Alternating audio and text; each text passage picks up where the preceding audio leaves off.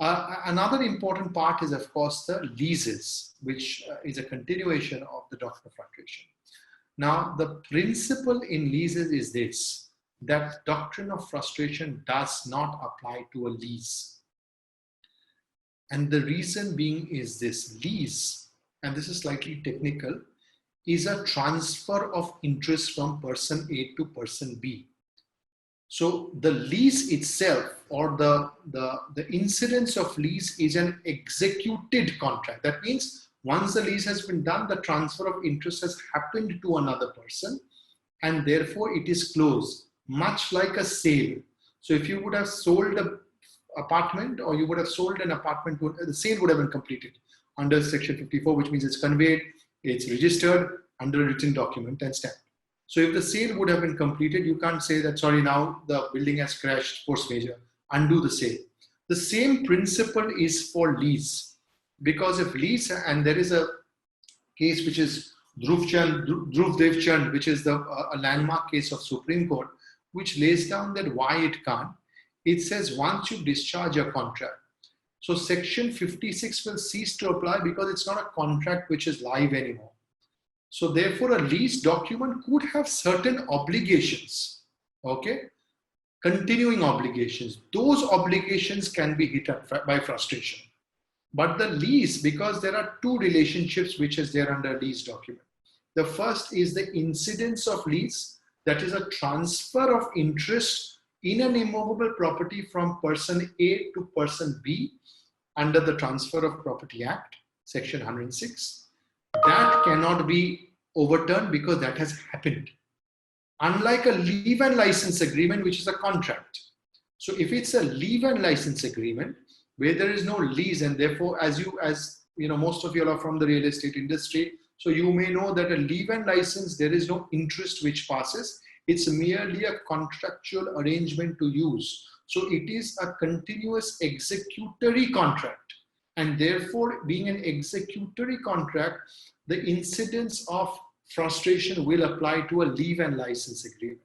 As far as a lease is concerned, much like a sale, if it has happened already, for the incidence of lease, sorry, it cannot come because it has already happened. You are a lessee, you are the owner of the interest of the property, or your lessee, you can say that he's the owner of the interest of the property.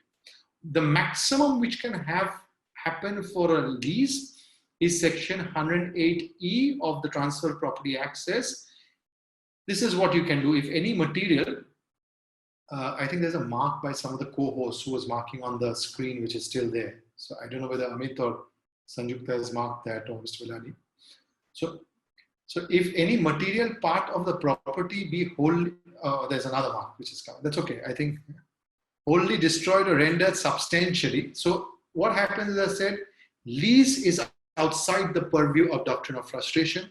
A leave and licenses. So if there's an interest which has transferred, much like a sale, that sale has happened and therefore you can't undo it. The lease has happened, you can't undo it. But certain obligations which are there in the lease, which are contractual in nature, which had to be performed by either of the parties, if that gets impeded or hit or by a doctrine of frustration, that is where you can take a shelter. Talking about leases, leases specifically have a shelter under section 108E of the Transfer of Property Act, which says that if any material part of the property be wholly destroyed or rendered substantially and permanently unfit for the purpose of which it is let out because of fire, tempest, flood, violence, or any army or mob or other irresistible force, the lease may at the option of the lease be avoided, terminated. Now look at it, can I say, now if I try to argue as a lessee that because of the coronavirus, I am not able to go to my place, my mall or wherever, my shop or office, the question, one of the principles would be, it is merely temporary, okay?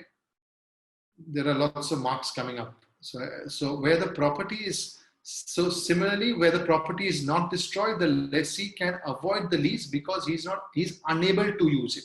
Therefore, the lease gets terminated. So for a moment, I'll hold there and I say this could be an argument. This could be an argument and say that because of the lockdown, not the coronavirus, I am unable to use this continuously and I therefore terminate it. I am just merely saying, but if it goes and the lessee starts using it later the lessee may not be able to take a call and say I terminated because I couldn't, because the lessee after the loss down has started using the lease premises, and therefore demonstrates by the lessee's act that it is temporary in nature.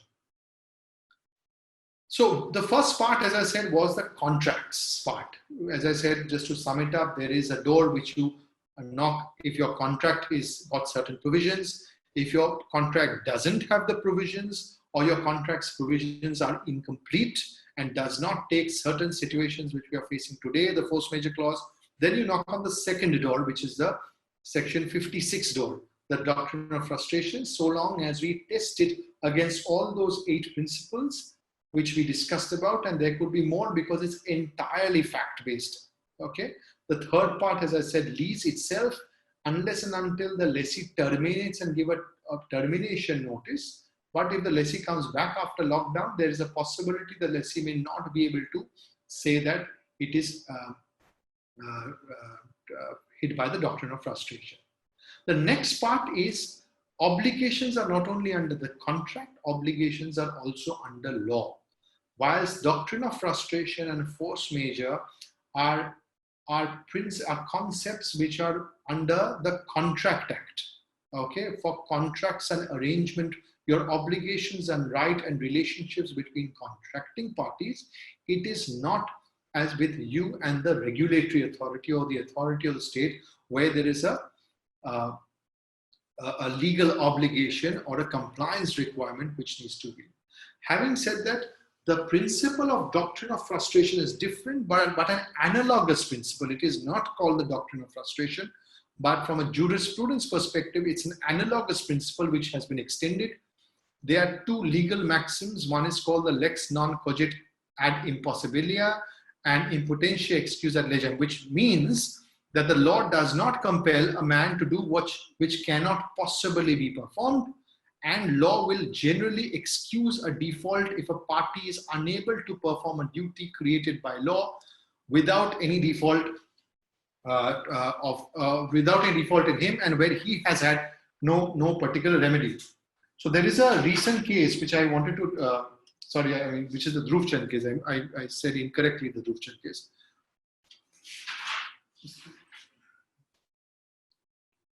Yeah, just a minute, please. Yeah, it is a Gujarat High Court, recent Gujarat High Court case, where there was a generator, a solar power company called Rollcon Engineering, where there was a sales tax benefit scheme subject to a condition that the generator would have to produce electricity for a long period of time. There was a cyclone in which the panels were destroyed and the generator couldn't. The court actually held, the Gujarat High Court held, that the benefit of the sales tax scheme will still be available, because what happened was beyond his control. So these are some of the principles which Supreme Court has put in.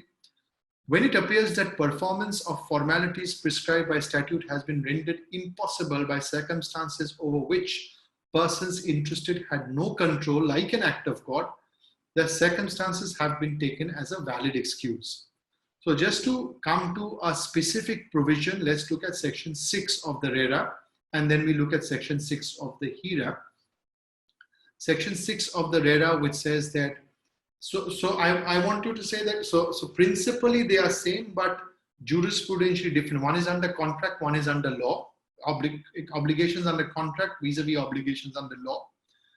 Obligations under law are those 2 principles which the courts have been guided by.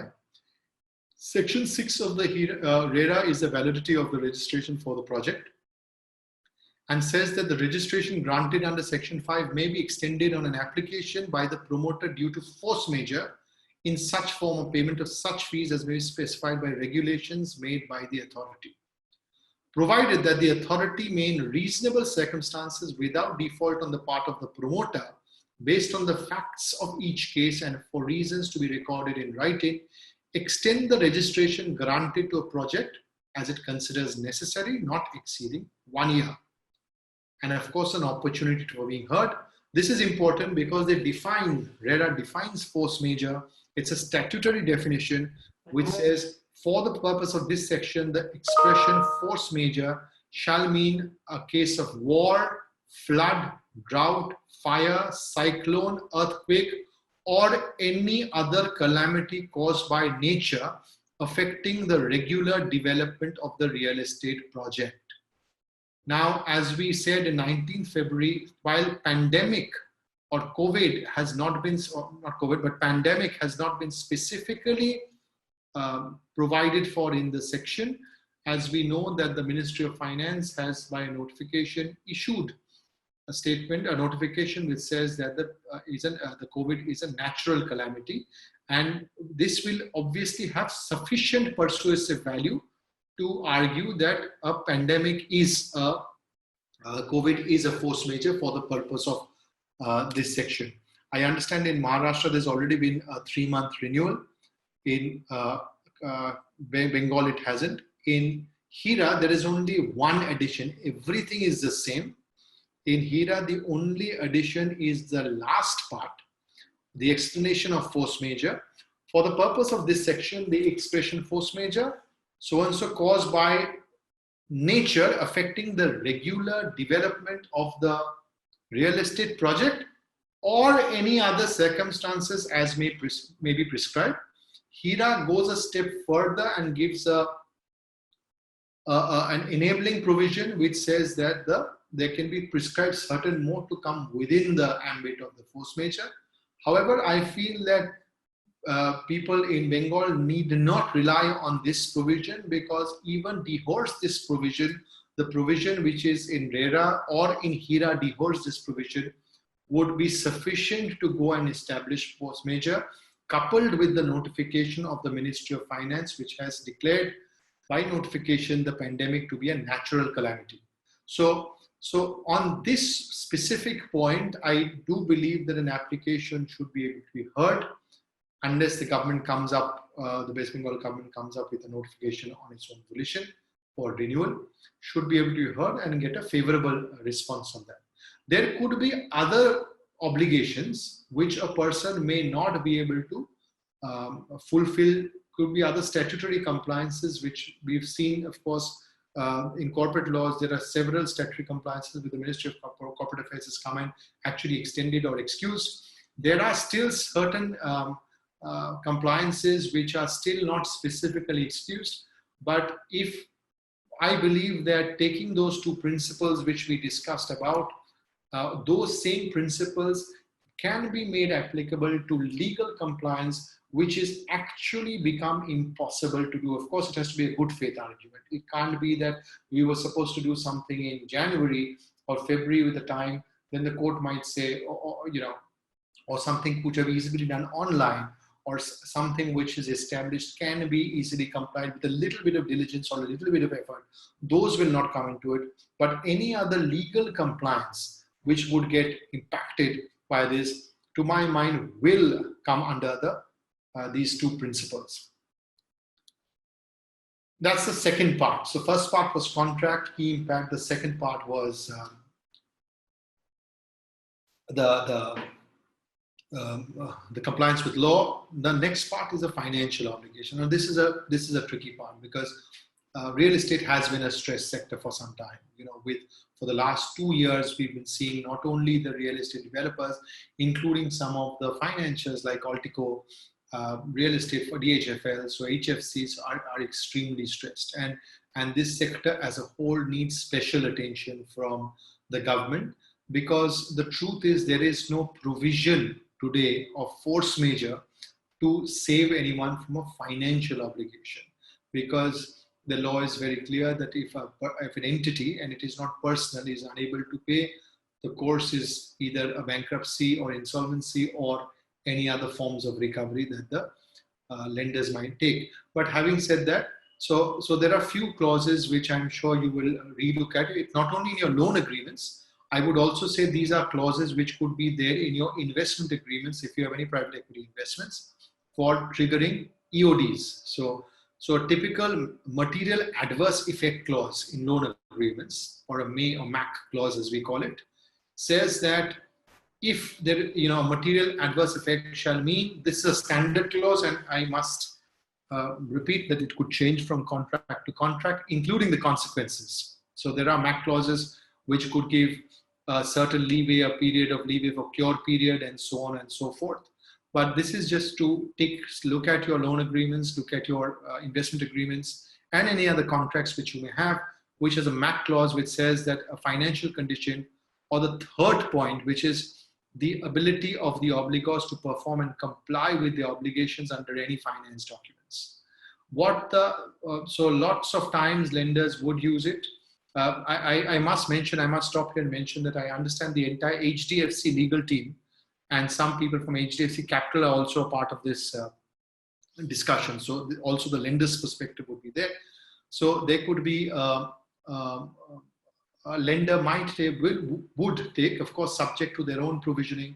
A lender normally is not very keen to call a default because of their own provisioning, because of their own RBI guidelines or NHB guidelines on the provisioning which they need to maintain, and their ALM. But this is a clause which might trigger an EOD clause, or may also trigger a clause which refuses further disbursement and may cancel any undisbursed portion of the sanction. This may also trigger a EOD clause in investment agreement, which may after a cure period may lead to consequences which could be put options or call options or drag along with each of your private equity investment, would differ from place to place. But hopefully I'm hopeful that these are draconian provisions, and all the stakeholders, especially in this sector, will come together to find a solution. No one will be trigger happy to go to court, because as I said, we've gone through some extraordinary, and we are going through some extraordinary circumstances. No one will be trigger happy to take to court. There will be different manners in which they will try to find solutions to the problem. For example, RBI has already come up with a moratorium on payments. Just to clarify, this is merely a moratorium on the payments. This is not an interest holiday. So the interest will get accrued during the moratorium and would need to be paid after the moratorium. The moratorium period or the interest holiday is only up to May 31st. I don't know whether it will get extended, considering that May 3rd has been. This is really, there was a lot of discussion. This is really a relief to the banks more than the borrowers. It is the banks who may not need to classify their loans as NPA and have the consequential provisioning for that. It merely helps the banks to say. And of course, this has been now, as we all know, the banks have extended this to the borrowers and said that you don't need to pay if you don't want to. It was not a mandatory. There was an IBA FAQ. There was a lot of question whether HFCs and MFIs and NBFCs would be under the RBI scheme. They said, no, it will not be. This is only for the banks. But as you may know, very recently, there have been several judgments in Yes Bank, ICICI, Future, where Bombay High Court and Delhi High Court have been staying the classification of NPA, which is a different subject altogether. My personal view is that's incorrect, where the courts are trying to deal with the economy, but that is a different subject altogether. The next is that the ordinance is, of course, being proposed, and hopefully that should give a relief, because as I said, it's not that the lenders or the investors are trigger happy to go to, they want a solution, they want their money out, and so do the real estate developers. And the ordinance to suspend it for 6 months. What is not written here, what we keep on discussing with banks, that we will see a lot of restructuring happening, and banks will and lenders will try to find solutions in restructuring under the June 7th circular or otherwise, and try to restructure and come up with restructuring packages. What needs to be also looked at very carefully is those single sole lender players or a minority lender player or an operational creditor who after 6 months would still want to be trigger happy and go to IBC, not because they want to get a resolution out of it, but because they would, in a sense, want to blackmail the other majority lenders or the investors of the company to take out the minority investor or minority operational creditor, because no one in this situation may want to push a company or a borrowing company into an IBC. So these are the parts of the financial. We've got just a few minutes. I know about 10 minutes or 40 minutes. My last slide is on labor, the fourth impact. So just to give a more rounded thing on labor. So as you know that the Ministry of Labor and Employment on March 20th had come up with a notification on March 20th saying that it was an advisory advising employers of the public and private establishment to extend their coordination or cooperation, which they meant, by not terminating the employees, particularly casual or contractual workers, from job or reduce their wages. In our view, it is an advisory only, may not necessarily have a binding value of the same. It is an advisory under the Ministry of course, it's debatable. There's been a lot of debate, but our view is that it is merely advisory. What is not advisory but binding is the next notification, which came in March 29th of 2020, which was issued by the Ministry of Home Affairs. Sorry, the first one was Ministry of Labor. The second one was Ministry of Home Affairs, in exercise under Section 210 of the Disaster Management Act. This has a statutory backing of the notification, and the statutory backing of the notification says that, you know, to make payments, to continue to make payment to wages to their workers at their workplaces on the due date without any deduction for the period of the established under closure during the lockdown. Note, non-compliance of the directions is a punishable offense, but there are also some reasonable grounds you can give. So there are two notifications on labor, and could be certain states have passed. I'm talking about the central. One being advisory in nature, which has two things. The first one has two things. One, do not sack people, you know, do not terminate people's employment, and do not reduce wages. So the first one, which is the 20th March one from the Ministry of Labor and Employment, had two asks, not to sack and not to reduce. The Ministry of Home Affairs in March 29th, which is a binding pursuant to a statutory power under the Disaster Management Act, had one ask: do not reduce the salary. So therefore, in effect, there were two different, which is more binding. The second is anyway redundant to our mind, because the principle of no work, no pay, which has evolved over judicial precedent, that if a worker doesn't come to work, an employee is not liable to pay, will not be applicable here. Why we are saying it is redundant? Because of the lockdown, because the employer is not able to offer the workplace for the employee to come and pay, work. So it is not a question where the employer is deliberately not coming to work, where the no work, no pay principle can be applied. It is a place where the employer is not able to make available to the employee the place of work. So therefore, in any event, during the lockdown, the no work, no pay principle would not have applied, even if this notification, which is binding, is not there.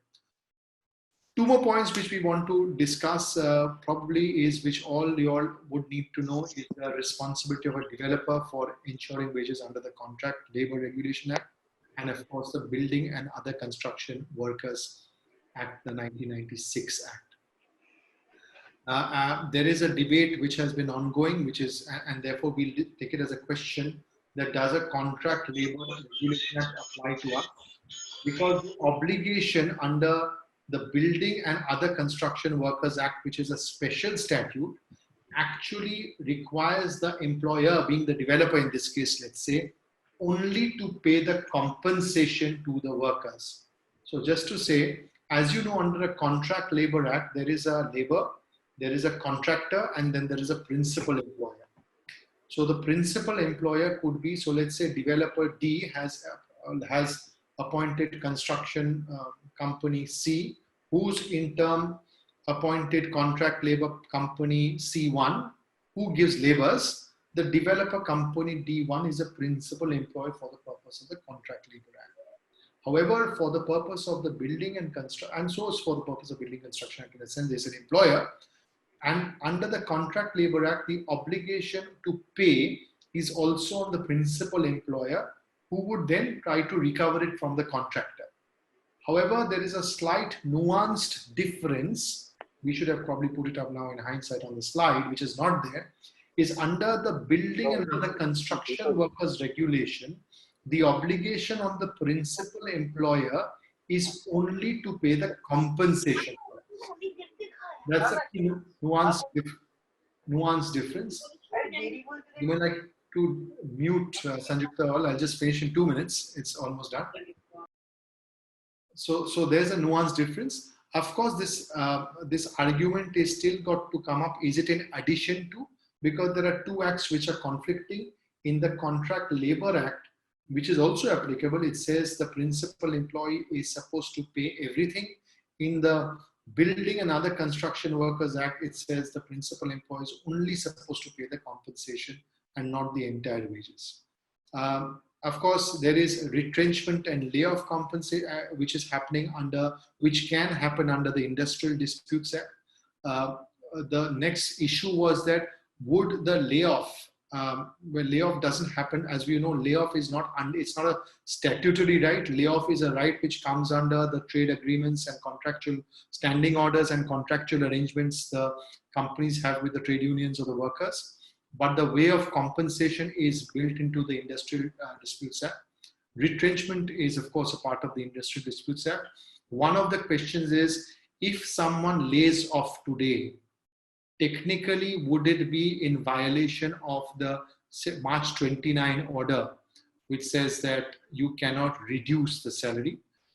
I think a view can be taken, other than the fact that there could be very severe political, on large companies, reputational, social issues which the company may need to deal with.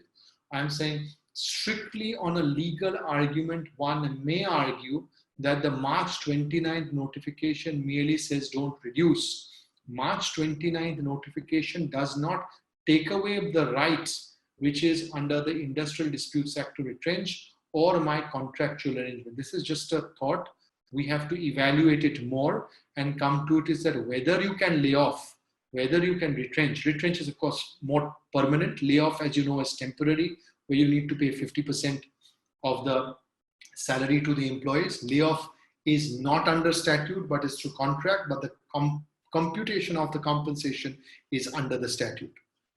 Similarly, the responsibility for payment of provident fund and ESI contribution to employees would have to continue. For ESI to, I think for office, right? Is a part which is, I understand it is stayed under by Supreme Court currently, the whole issue, as you know, for the ESI. So for the construction workers, up to 2014, there was an earlier 99 where construction workers were not covered under the ESI. Okay, only office workers. In 2015, there was a notification which was Office Instruction 4 of 99 and which excluded construction workers on the site, which in 2015 they brought in construction workers on the site. I'm sorry. So earlier construction workers were not a part of ESI payment.